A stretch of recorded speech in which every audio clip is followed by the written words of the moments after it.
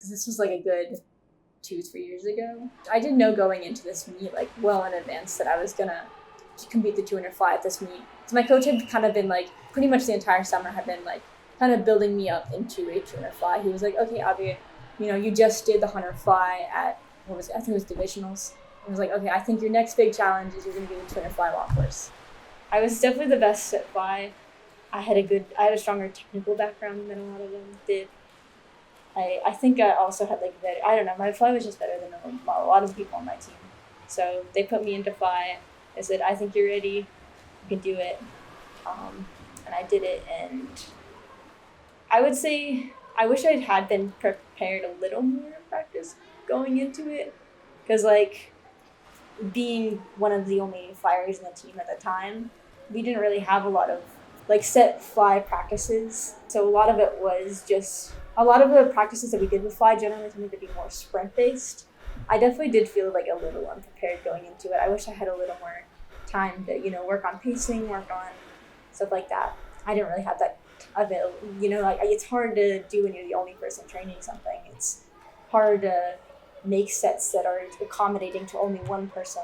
Because I would swim morning practices from 7:30 to 9:30, usually like 3 to 4 days a week, and then I would swim the same day in the afternoon from 4 to 6. So I didn't really. I was already training like good like what would that be, 14 hours a week. 200 flies like does a massive deal onto your shoulders because it's like essentially putting all of your pressure on your rotaries. So you're like doing it and you're pressing down, press out, and so that really really hurts your shoulders.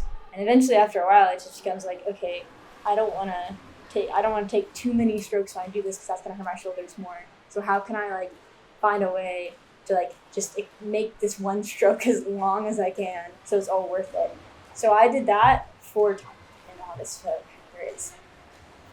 I remember the morning of, I literally was like, I wasn't. Nobody said anything about it, but I was crying, and like everyone could tell I was very very nervous. Like I had a couple of my friends behind me on the vlog, and they were like reassuring me.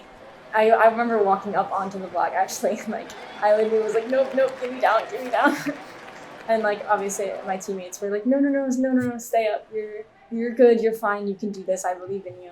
The official, not the official, the timer there also was like, no, you can do this. I believe in you.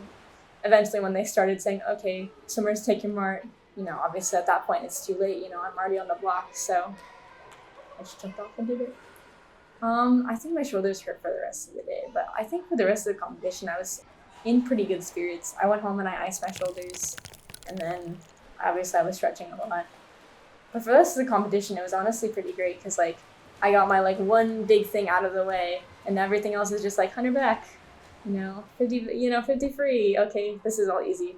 It was definitely a weight lifted off my shoulders after I finished the event. So, but I wouldn't change it for the world. It's kind of one of those things of like you get through it, but you feel like you're in a hurt really really bad. But after you feel so much like lighter.